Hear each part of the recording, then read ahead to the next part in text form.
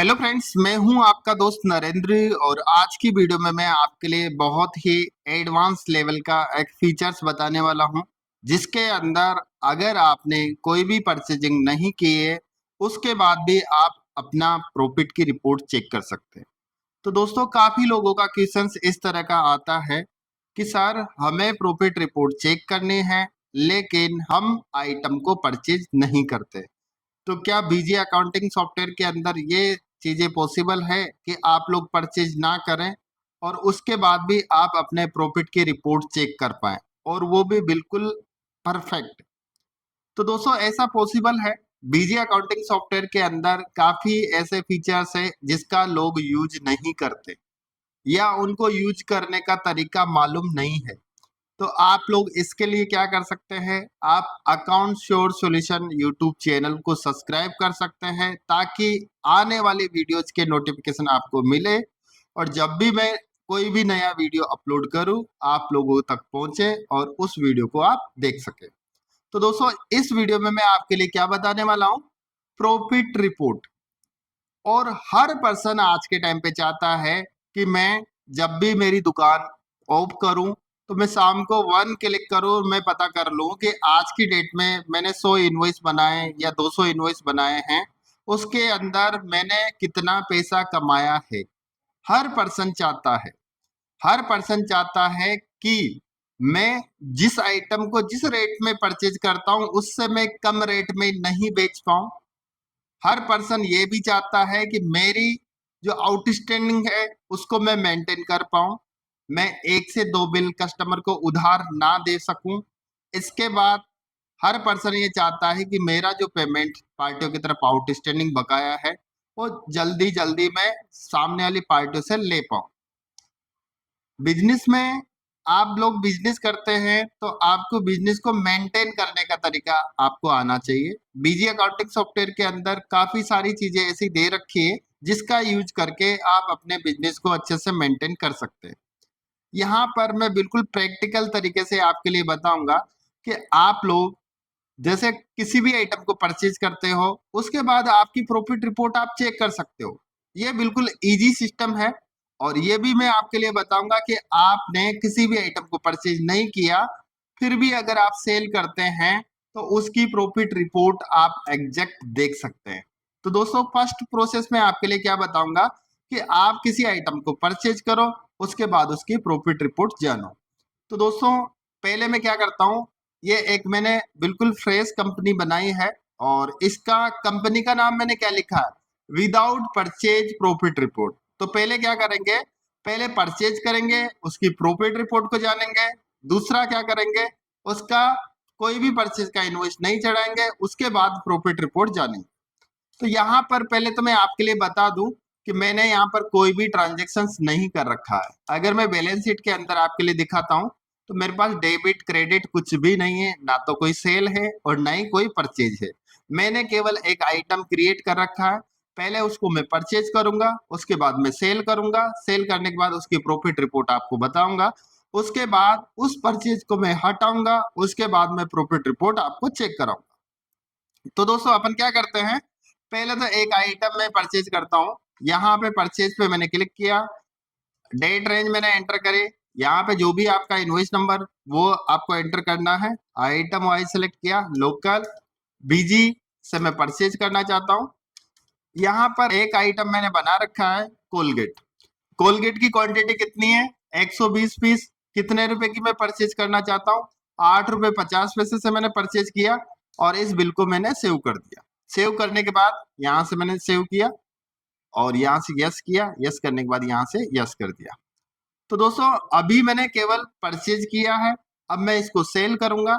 Cell करने के लिए मुझे क्या करना है, सेल्स पे क्लिक करना है, ऐड पे क्लिक करना है, डेट रेंज सेलेक्ट करनी है, यहाँ से दो चार डेट मैंने एंटर करे, आइटम वाइज मैंने सेलेक्ट किया। तो दोस्तों, इसके बाद कस्टमर का नाम सेलेक्ट किया, केस, और यहाँ पर मैं कोलगेट को बेचना चाहता हूँ, यहाँ से मैंने 10 पीस सेलेक्ट किए और 8.5 रुपए का मैंने परचेज किया था, 9 रुपए में मैं बेचूंगा, तब जाके मुझे प्रॉफिट होगा।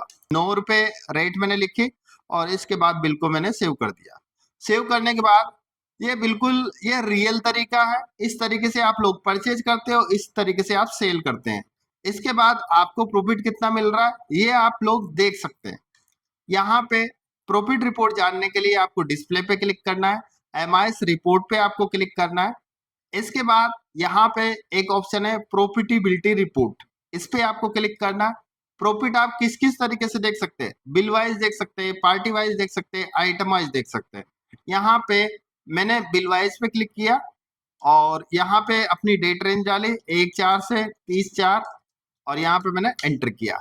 एंटर करने के बाद मुझे कितना प्रॉफिट मिला है, 5 रुपए का प्रॉफिट मिला है। तो दोस्तों यहाँ पे अमाउंट एंड परसेंटेज दोनों में प्रॉफिट आपका शो करता है। आइटम की इंफॉर्मेशन भी यहाँ पे आ रही है। अगर मैं इसको नो कर देता हूँ तो नो करने के बाद आइटम की इंफॉर्मेशन नहीं आएगी, ओनली डेट आएगा, वाउचर नंबर आएगा, अकाउंट का नेम आएगा, सेल का वैल्यू आएगा, कॉस्ट वैल्यू आएगा, प्रॉफिट का अमाउंट आएगा। इसके बाद आपका प्रॉफिट का परसेंटेज आएगा। अब मैं क्या करता हूँ, इस परचेज को हटाता हूँ। हटाने के बाद आपको कहीं ना कहीं तो आपकी परचेज मेंशन करनी पड़ेगी। तो दोस्तों अपन क्या करते हैं, ये जो आपने परचेज किया है इस परचेज को मैं हटाता हूँ। यहां से मैंने मॉडिफाई पे क्लिक किया और इस परचेज को F8, किसी भी वाउचर को डिलीट करने के लिए आपको किसी भी वाउचर पे आपको अंदर जाना है। यहाँ से मैं अंदर चला गया, यहाँ से F8 मैंने प्रेस किया, एंटर किया। यहाँ से मैंने परचेजिंग की एंट्री है वो डिलीट कर दी है। उसके बाद मैं प्रॉफिट वापस से चेक करता हूँ, क्या मेरा प्रॉफिट सही बता रहा है या गलत बता रहा है। यहाँ से मैंने एंटर किया। एंटर करने के बाद मैं देखता हूँ तो मेरे पास 0 प्रॉफिट यहाँ पे बता रहा है। 0 किस लिए बता रहा है, क्योंकि मैंने यहाँ पे कोई भी परचेजिंग नहीं की है। अब दोस्तों इसके लिए आपको क्या करना है, आप लोग कैसे जान सकते हैं कि आपने कितना परसेंट प्रॉफिट कमाया है।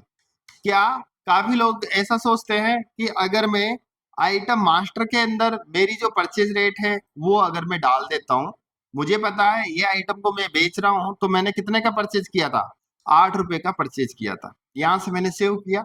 सेव करने के बाद क्या मैं इसको देखता हूँ तो क्या मेरे को ये प्रॉफिट बताएगा, नहीं बताएगा। मैंने लिखा है लेकिन प्रॉफिट नहीं बता रहा। तो इसका एक बहुत ही अच्छा ऑप्शन कंपनी ने दिया है, इसका यूज आप लोग कर सकते हैं। आपको क्या करना है, ये जो 8 रुपए आपने रेट डाली है वो कहाँ पे आपको डालना है, आपको डालना है सेल्फ वैल्यू प्राइस।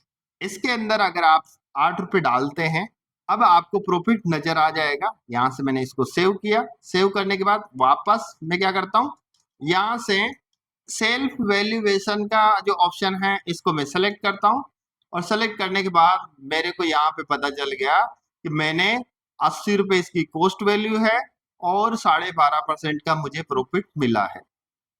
तो दोस्तों इसमें आपको क्या करने की जरूरत है, आपने ओनली सेल किया है। आपने जो आपकी परचेज रेट है वो कहाँ पे आपने डाली है, सेल्फ वैल्यूएशन। सेल्फ वैल्यूएशन वाला जो ऑप्शन है इसके अंदर आपने आपकी जो परचेज रेट है वो एंटर करी है। एक आइटम और भी मैं आपके लिए बताता हूँ। यहाँ से मैंने क्या किया है कि 9 रुपए का अगर मैं बेचना चाहता हूँ, 8 रुपए का मैंने परचेज किया है, अगर मैं इसको मेरी परचेज रेट यहाँ पे डालता हूँ तो मुझे प्रॉफिट एग्जैक्ट पता चल जाएगा। यहाँ पे एक आइटम और भी मैं नया क्रिएट करता हूँ, उसको डायरेक्ट में बेच के आपके लिए दिखाता हूँ। यहाँ से नया आइटम बनाने के लिए आपको क्या करना है, एडमिनिस्ट्रेशन पे क्लिक करना है, आइटम्स पे आपको क्लिक करना है, ऐड पे आपको क्लिक करना है।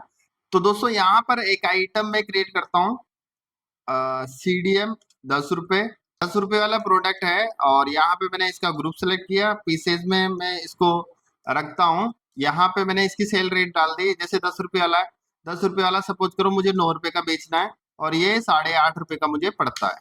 यहाँ से मैंने सेव किया। सेव करने के बाद अब मैं इस आइटम को सेल करना चाहता हूँ। यहाँ पे सेल्स पे मैंने क्लिक किया, ऐड पे मैंने क्लिक किया, डेट रेंज मैंने सेलेक्ट करी, उसके बाद केस का नाम लिखा, डेयर मिल्क बेचना चाहता हूँ 10 पीस, मैंने क्वांटिटी एंटर किया और यहाँ पे 9 रुपए में मैं बेचना चाहता हूँ और बिल को मैंने सेव किया। सेव करने के बाद वापस प्रॉफिटेबिलिटी रिपोर्ट्स के अंदर जाके अगर मैं चेक करता हूँ तो मुझे कितना परसेंट प्रॉफिट मिला है ये मुझे बता देगा। कितना परसेंट प्रॉफिट मिला है, 10 रुपए वाला डेयरी मिल्क के आइटम वाइज प्रॉफिट आप जानना चाहते हो, यहाँ से आपको वाई करना है।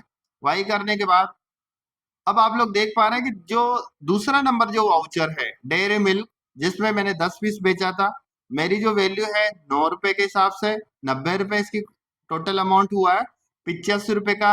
मेरी इसकी कॉस्ट वैल्यू है, 5 रुपए का मुझे प्रॉफिट मिला है।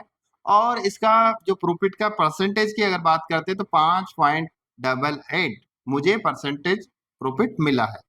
तो दोस्तों इसमें आपको मेहनत करने की कहाँ पे आवश्यकता पड़ रही? बहुत से आउटलेट ऐसे रहते हैं जो परचेज नहीं करते, ओनली बीजी अकाउंटिंग सॉफ्टवेयर को सेल के लिए यूज करते हैं। तो उन लोगों के लिए ये बहुत ही यूजफुल ऑप्शन है। इसका यूज करके आप डेली का प्रॉफिट चेक कर सकते हैं। आज की डेट में 2 तारीख को मैंने जो भी माल बेचा है उसमें मैंने 15 रुपए कमाए हैं। एवरेज मेरा जो रेशियो आ रहा है 8.33।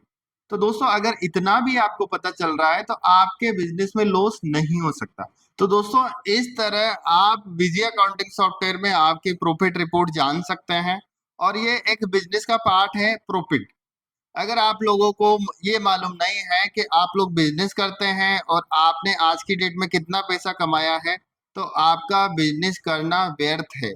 हर पर्सन चाहता है, लेकिन उसके लिए आपको बहुत एडवांस लेवल पे आपको काम करना पड़ेगा। ऐसा नहीं है कि आप 10 रुपए का प्रोडक्ट खरीद रहे हैं, 8 रुपए में आप बेच रहे हो, उसके बाद अगर आप बोलते हो भैया कमाई नहीं मिल रही है, तो आपको नहीं मिलेगी। बीजी अकाउंटिंग सॉफ्टवेयर के अंदर जो फीचर्स है जिसका आपको यूज करना पड़ेगा। किसी भी सॉफ्टवेयर के बारे में ऐसा नहीं बोल सकते कि बीजी अकाउंटिंग सॉफ्टवेयर बेकार सॉफ्टवेयर है। बहुत से लोग बोलते हैं भैया बेकार सॉफ्टवेयर है, मैंने तो लेके मैं पछता गया। उसको मालूम ही नहीं है। किसी चीज को आप यूज नहीं करोगे तो आपको कैसे पता चलेगा कि इस सॉफ्टवेयर के अंदर क्या क्या फीचर्स है।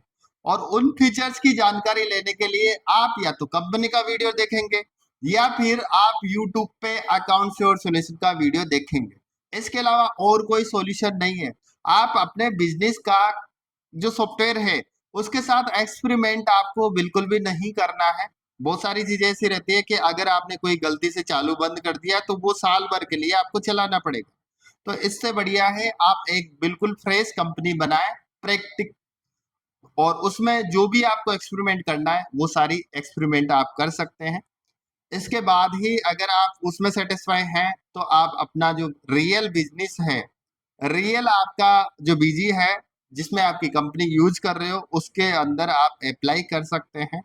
आप अन्यथा अपनी जो मेन कंपनी है उसके अंदर एक्सपेरिमेंट करने की कोशिश बिल्कुल भी ना करें। तो दोस्तों आज के लिए बस इतना है। नेक्स्ट वीडियो में मिलूंगा नए टॉपिक के साथ। Thank you.